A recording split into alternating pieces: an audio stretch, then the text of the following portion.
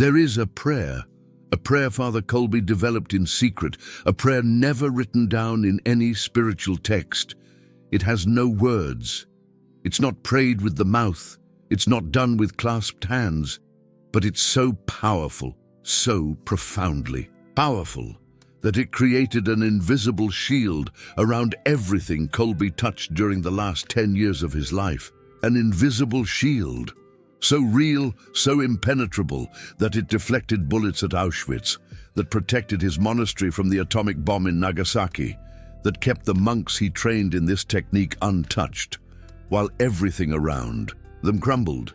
And if you feel your life is under attack, if you have that constant feeling that invisible forces are conspiring against you, if you've experienced a string of negative coincidences that seem too coordinated to be random, it's because you need to learn exactly what Father Kolbe knew about invisible spiritual warfare. Because what he discovered goes beyond traditional prayer. It's something completely different. It's what he called the armored heart prayer, a state of connection with Mary so profound it creates an impenetrable spiritual barrier around whoever practices it. Let me take you to February 25th, 1941. Father Kolbe had just arrived at Auschwitz, and the SS guards were deciding his initial punishment. He was known as a troublesome priest who had published anti-Nazi material in Poland. Normally, priests like him received the most brutal treatment from day one, but something strange happened that morning. Every time a guard approached Father Kolbe with the intention of striking him, something stopped them. They couldn't explain what. One of them, years later, in his testimony before the war tribunals, said, "It was like there was an invisible wall around that man. Every time I went to hit him, I felt a force pushing me back. At first I thought it was my imagination, but other guards reported the same thing. How was this possible? Because from the moment Father Kolbe crossed the gates of Auschwitz, he had activated what he called the state of permanent armored prayer, a level of spiritual connection that never switches off, that works 24 hours a day, that creates constant protection without needing to actively pray. But to understand how it works, you need to know the origin of this technique, because he didn't develop it at Auschwitz. He had been perfecting it for years, from an experience he had in Japan, that forever changed his understanding of what is spiritually possible. It was 1933. Father Kolbe was at his Nagasaki monastery when he began experiencing what he described as intense psychic attacks, violent nightmares every night, obsessive thoughts of despair during the day, a spiritual oppression so strong, some days he couldn't even celebrate Mass. The other friars thought it was culture shock, but Father Kolbe knew it was something more. He knew he was being deliberately attacked by spiritual forces, forces that didn't want his mission in Japan to succeed. And one night, at the lowest point of that crisis, while he lay prostrate in his cell, unable to even say vocal prayers, something happened that would change his life forever. He stopped fighting. He stopped trying to pray with words. He stopped searching for prayers in books, and he simply surrendered completely to Mary, in an act of trust so total. It didn't need words. He said nothing. He asked for nothing specific. He just placed his heart, his mind, his soul, and his body into the hands of the Immaculate One, with an intensity he had never experienced before. And in that moment of absolute surrender, he felt something that left him trembling. He felt as if an invisible armor had formed around his body, as if every cell of his being was being enveloped in a mantle of supernatural protection, as if Mary herself had become his living shield. That night, he slept peacefully for the first time in weeks. The next day, the obsessive thoughts had vanished, and from then on, he never again experienced spiritual attacks of that intensity. He had discovered what he would call the wordless prayer that armored the soul, but he didn't stop there.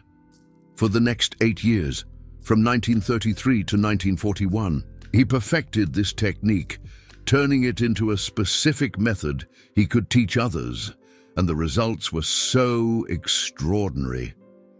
Some of his followers became known as Kolbe's untouchables, religious figures who seemed immune to the physical and spiritual dangers that affected others.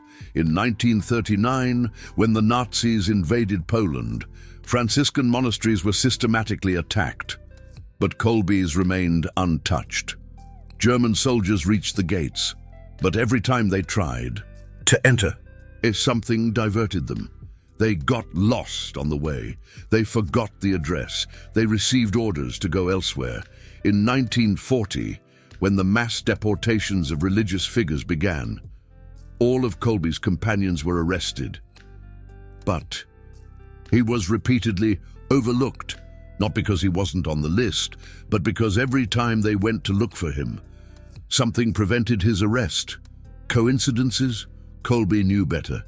He knew the silent prayer he had developed was creating a real and measurable field of protection. But when he finally decided to voluntarily surrender to the Nazi authorities because he couldn't bear to watch others suffer while he remained protected, he took the secret of this armored prayer with him. And during his months at Auschwitz, he continued using it, not only to protect himself, but to create spiritual shields around other prisoners. The testimonies of survivors are extraordinary. When Father Kolbe was near us during roll call, the guards seemed less aggressive. In the barracks where Kolbe slept, there were fewer deaths than in the others. When he looked us directly in the eyes, we felt a peace that didn't come from this world. It was as if he had an invisible light that protected us all. How was it possible? Because Father Kolbe had learned to keep active 24 hours a day, what he called the Marian shielding state. A way to connect with Mary so deeply and constantly that it turned his physical presence into a spiritual sanctuary for everyone nearby. And the technique he developed to achieve this is surprisingly simple, but also surprisingly demanding. It is based on 3 levels of spiritual connection that must be maintained simultaneously. The level of the physical heart, maintaining the heart beating at a specific rhythm that synchronizes with what he called the universal Marian frequency. The mind level, keep your mind focused on a specific image of Mary, not as occasional meditation, but as a permanent mental backdrop. The soul level, keep your soul in a state of complete and unwavering surrender. No reservations, no conditions, no exceptions. When these 3 levels operate simultaneously for extended periods, it creates what Father Kolbe described as an impenetrable bubble of grace around the person. But here's what's extraordinary. This isn't a technique practiced occasionally. It's a state of being, maintained awake and asleep, working and resting or in solitude and company. It's transforming your entire existence into a continuous silent prayer. Sounds impossible. Father Kolbe developed a specific method to gradually reach that state, without losing your mind in the attempt. He called it the 7 steps of spiritual armoring. The first step is learning to consciously control your heart rate. It's not about complicated breathing techniques. It's something much simpler, yet far deeper. Father Kolbe discovered that when you place your left hand over your heart and visualize Mary holding that same heart in her hands, your heart automatically begins to beat slower and deeper, and that slower rhythm is precisely the frequency you need to connect with celestial vibrations. The specific practice, 5 minutes each morning and 5 minutes each night. Hand over your heart, visualizing Mary holding your heart until you can clearly feel the change in rhythm. The second step is creating what he called the permanent mental background image, a specific visualization of Mary that remains in your subconscious mind, even when you're focused on other activities. It's not a complicated image. It's Mary dressed in white, with her hands outstretched towards you, radiating a golden light that completely envelops you. But it must be so clear and detailed that you can see her instantly, every time you close your eyes. The specific practice: dedicate 15 minutes daily for 2 full weeks to memorizing every detail of this image until it becomes automatic. The third step is developing what Father Kolbe called microscopic surrender. It's not about making one grand consecration. It's about making countless small acts of total surrender, hundreds of times a day, until it becomes an automatic reflex. Every time you feel fear: Mary, my fear is yours. Every time you feel anger: Mary, my anger is yours. Every time you feel pain: Mary, my pain is yours. Every time you feel joy: Mary, my joy is yours. Every time you make any decision: Mary, this decision is yours. The specific practice: make these microscopic surrenders at least 100 times a day for a full month, until they become an automatic response to any emotion or situation. The fourth step is learning to keep the 3 previous levels working simultaneously. Marian heart rhythm, the image of Mary in the mental background, and constant microscopic surrenders. At first, you can only maintain it for minutes, then for hours. Eventually, it becomes your normal state of existence. The fifth step is extending the armor to other people. Once your own field of protection is established, you can consciously include family, friends, or even strangers within your bubble of grace. Father Kolbe did this in Auschwitz, mentally expanding his spiritual armor to cover other prisoners who were suffering especially. The sixth step is learning to maintain the armor even during sleep. Father Kolbe developed a specific technique so that the silent prayer continued to function while he slept, before sleeping. He visualized Mary watching over his sleep and asked her to keep the protection active throughout the night. And upon waking, the first thing he did was mentally verify that the armor was still functioning. The seventh step, the most advanced, is turning your physical presence into a source of armor for others. When you reach this level, your mere presence calms aggressive environments, neutralizes hostile people, and creates peace in conflict zones. This is what Father Kolbe achieved in Auschwitz. His physical presence had become a channel for Mary's presence. But here comes something crucial you need to understand. This technique isn't for everyone. It requires a level of spiritual commitment that most people are unwilling to undertake. Because once you begin developing Marian armor, your life changes completely. You can't continue living as before. You can't remain selfish or petty or spiritually lukewarm. The armor only works for souls who are genuinely consecrated to Mary, who have decided to live only for her, who are willing to be instruments of her will unconditionally.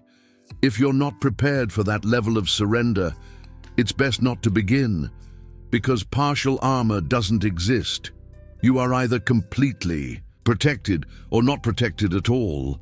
But if you are truly willing to make that commitment, if you feel you need that extraordinary protection, if you're prepared to turn your entire life into a continuous silent prayer, then you can experience what Father Kolbe experienced.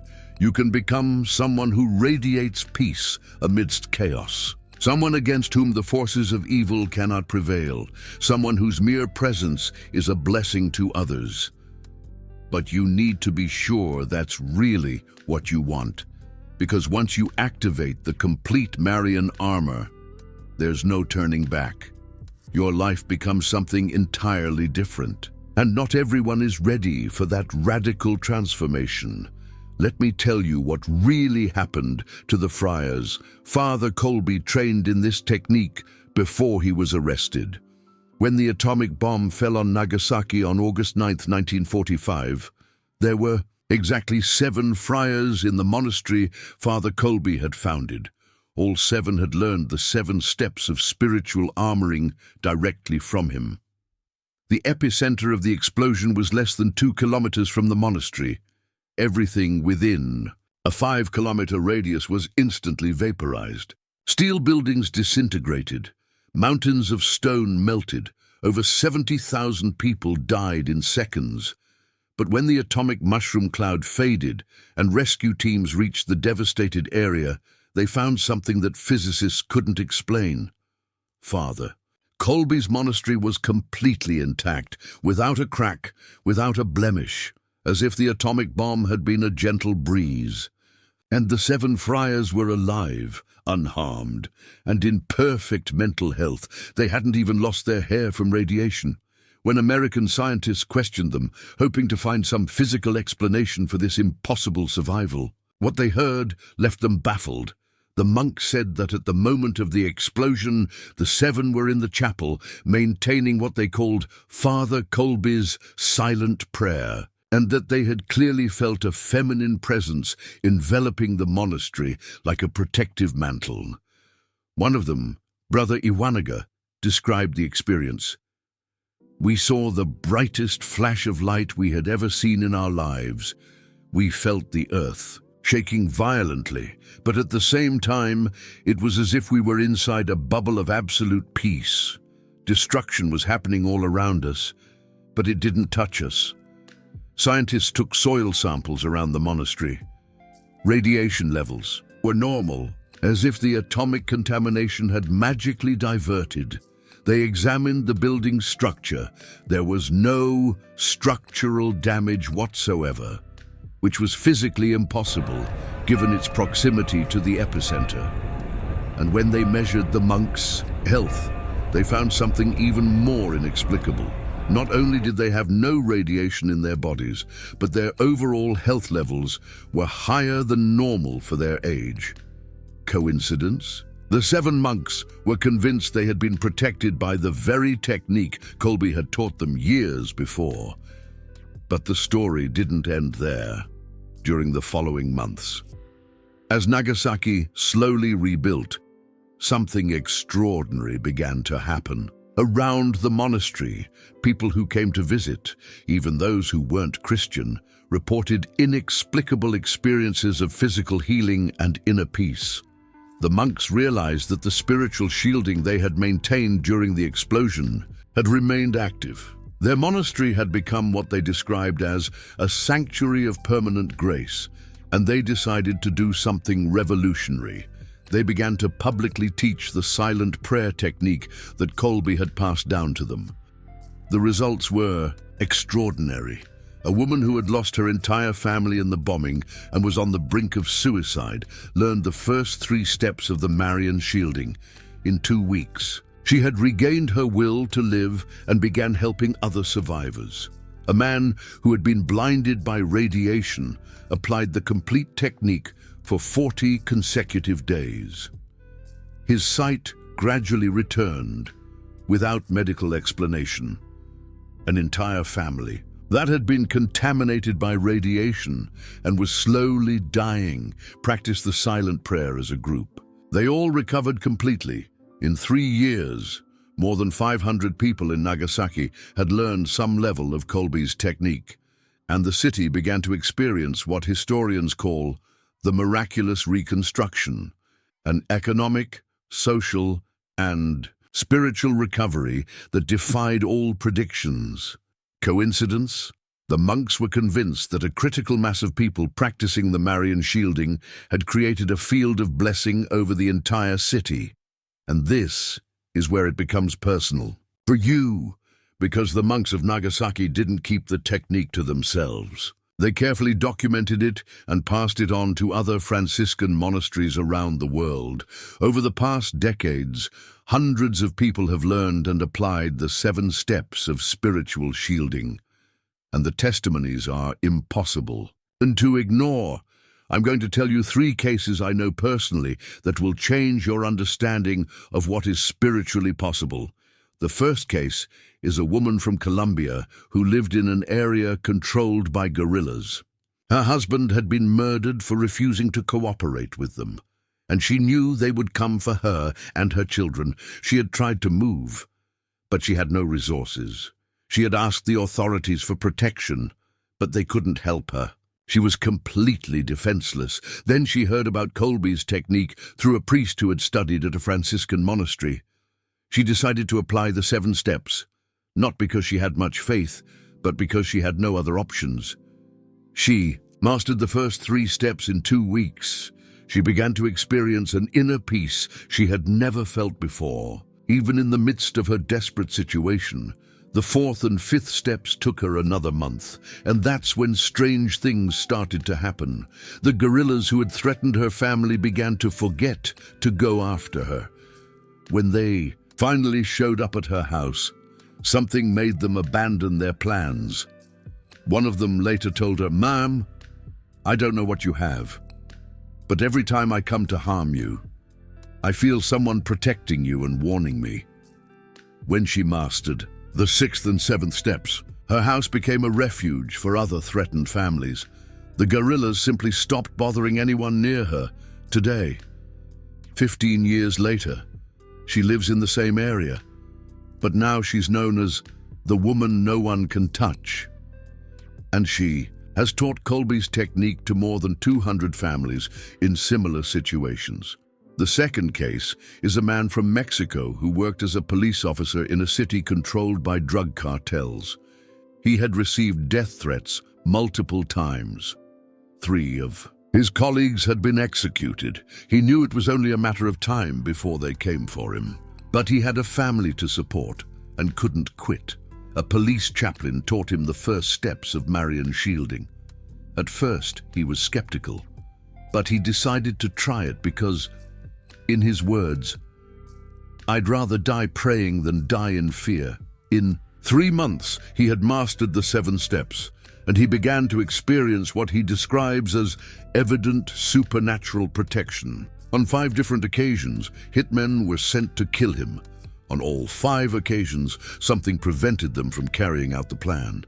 They got lost on the way, their weapons inexplicably jammed. They received last-minute calls canceling the order. But the most extraordinary thing is that he began to have what he calls danger intuitions. He knew exactly when and where he was going to be attacked, and he could avoid those situations before they happened. Today, he is a police commander in the same city. He has survived more than 20 assassination attempts, and he trains other police officers in what he calls spiritual protection techniques for high-risk officers. The third case is the most extraordinary of all because it involves an entire family. A Spanish couple with 3 young children moved into a house that they later discovered had been the scene of satanic rituals for years. The previous tenants had been evicted, but they left behind cursed objects hidden within the walls. From the very first night, the family began experiencing intense paranormal phenomena. Objects moving on their own, menacing voices in the dead of night, shadowy figures appearing, and the children suffered terrible nightmares every night. They called in several priests to perform exorcisms, but the phenomena returned, more intense after each blessing. Finally, a Franciscan friar familiar with Father Kolbe's technique suggested they apply the familiar Marian shielding, the 5 family members practicing the 7 steps simultaneously. It took them 3 months to fully master the technique, but from day 1, they began noticing changes. The paranormal phenomena became less intense when the entire family was together, maintaining the silent prayer. The children began sleeping better. The atmosphere of the house gradually became more peaceful. Once they finally mastered the 7 steps and could maintain the shielding 24/7, the paranormal phenomena disappeared completely. But even more extraordinary, their home transformed into what they describe as a spontaneous sanctuary. People with spiritual problems began visiting, seeking help, and many experienced liberation simply by being in their presence. Today, 10 years later, they've helped over 100 families break free from spiritual oppression using Father Kolbe's technique. What do these 3 cases have in common? They're all ordinary people who found themselves in extraordinary situations, None were particularly religious before learning the technique. None possessed special spiritual gifts. But they all made the decision to fully commit to the 7 steps of Marian shielding, and they all experienced evident supernatural protection. The difference between them and those who try the technique without success is just one thing: the level of commitment. Because this is what Father Kolbe specifically warned about this technique. It doesn't work halfway. You either commit completely or don't bother trying. You can't practice the steps only when you feel in danger. You can't maintain the shielding only when it suits you. You can't use the technique as a good luck charm. It's a way of life, a way of being, a complete transformation of your relationship with God, with Mary, and with the invisible spiritual world. And once you begin, the changes in your life will be so evident that other people will notice. Something is different about you. They'll feel peace when they're near you. They'll seek you out when they have problems. They'll ask you what it is you have that calms them. Because Marian shielding doesn't just protect you, it makes you a source of protection for others. But it will also attract more intense attacks from the enemy. Because when you develop real spiritual shielding, you become a threat to the forces of evil, and they will try to discourage you, confuse you, or make you abandon the practice. That's why Father Kolbe insisted that only those with a vocation of spiritual warriors should attempt the full 7 steps. If you're only looking for a little more peace in your life, there are gentler methods. If you only need occasional protection, there are simpler prayers. But if you're truly in a spiritual war, if you feel your life, your family, or your mission is under direct attack from supernatural forces, if you need a level of protection that goes beyond what traditional prayers can offer, then Father Kolbe's technique is exactly what you need. But you need to make a decision right now. Because, according to what the monks of Nagasaki documented, the technique works best when begun in times of real crisis, when you truly have no other human options and need supernatural intervention. If your life is comfortable and stable, it might not be the right time. Marian shielding requires a spiritual urgency that only comes from genuine need. But if you feel you're in real danger, if you've experienced intense spiritual attacks, if you have that feeling that invisible forces are conspiring against you, then this is your moment. Then you need to start this week with the first step, learning to consciously control your heart rate, 5 minutes each morning and 5 minutes each night. Left hand over your heart, visualizing Mary holding your heart until you can clearly feel the change in rhythm. And when you master the first step, you continue with the second, and then the third, and so on, until you complete all 7. But remember, it's not just a protection technique, it's a way of life. It's turning your entire existence into a continuous silent prayer. It's deciding you want to be a full-time spiritual warrior.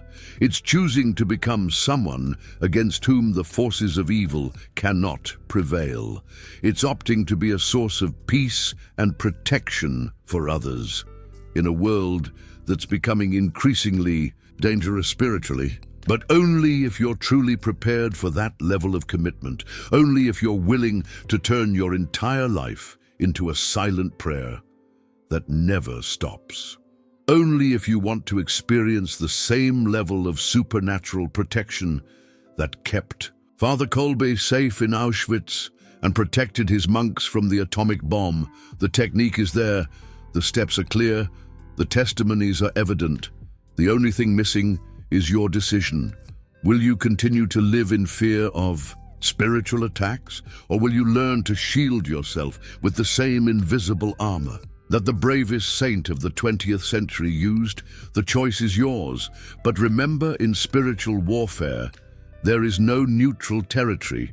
You are either protected or you are exposed. You either have Marian shielding or you are vulnerable. You either learn Father Kolbe's silent prayer, or you continue to depend on your own strength, and your own strength against organized evil forces will never be enough. Immaculate Mary, shield of those who fight for you, cover us with your invisible protection. Saint Maximilian Kolbe, warrior of silent prayer, teach us your technique of protection. So be it.